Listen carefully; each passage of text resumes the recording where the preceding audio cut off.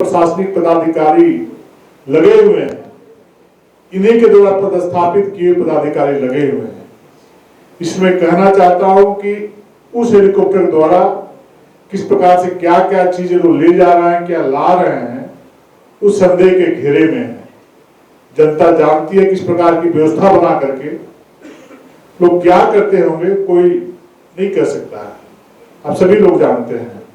और डीसी और एसडीओ साहब, मैंने खुद मोबाइल में बात किया, हमने कहा किस प्रकार की नई व्यवस्था बनाने का कहां से आप लोगों ने नियम बनाया है, और यदि नियम बनाया है तो हम लोग को भी इसकी कॉपी देने का काम करिए। कौन सा नियम के तहत एयरपोर्ट बगल में डीसी मुख्यालय और मुख्यमंत्री जी के आवास से मुख्यालय से मैं समझता हूँ 5 किलोमीटर की दूरी में एयरपोर्ट है, और इनके आवास मुख्यमंत्री जी या अन्य मंत्रियों के आवास से 8 से 10 किलोमीटर की दूरी वहां पर खेलगांव है। तो आप सोच सकते हैं कि कितना समय का अंतर हो सकता है।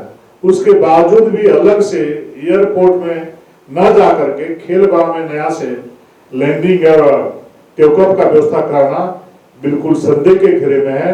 और यहाँ के जो प्रशासनिक पदाधिकारी हैं, चाहे डीसी हो एसडीओ हैं, उनके भी क्रियाकलाप पे संदेह होता है कि इनके मिलीभगत से कांग्रेस, झारखंड मुक्ति मोर्चा और आरजेडी भी इस चुनाव में व्याप्त धांधली करना चाहते हैं। जनता के आंखों में धूल झोंक करके झारखंड में आतंक फैलाना चाहता है, और प्रशासनिक पदाधिकारियों को विश्वास में लेकर या डरा धमका करके अपने मनोनुकूल काम कराना चाहते हैं, जिसमें इस प्रकार की व्यवस्था करके लैंडिंग और टेक ऑफ हेलीकॉप्टर का व्यवस्था करके ये दिखलाने का काम किए हैं कि पदाधिकारी को अपने संरक्षण में लेकर के वो गलत काम कराने का काम कर रहे हैं। ऐसे प्रशासनिक पदाधिकारियों को हमें कहना चाहते हैं पत्रकार वार्ता के दौरान कि सरकारें आती है जाती हैं, आप इस प्रकार का एक पक्षीय काम करने का कार्य नहीं करें।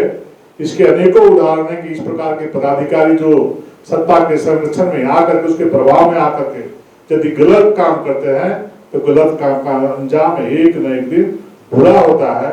और निश्चित रूप से ऐसे पदाधिकारियों का जिस प्रकार के कृत्य में शामिल है उसका अंजाम बुरा होगा। हमारा विधि प्रकोष्ठ का विभाग कल ही चुनाव आयोग झारखंड में जाकर के आपत्ति दर्ज कराया है, और हम लोग केंद्र में भी चुनाव आयोग पर जाकर के इस प्रकार की घटना की जानकारी देंगे और कड़ी से कड़ी कार्रवाई करके नियमानुकूल लैंडिंग और टेक ऑफ का व्यवस्था करने का काम करेंगे, कष्ट करेंगे। कमाल करते हो जी, बच्चे घूमने की इतनी जिद कर रहे हैं और तुम हो कि तुम्हें फुर्सत ही नहीं मिल रही। अब इतनी गर्मी में जाए तो जाए कहाँ?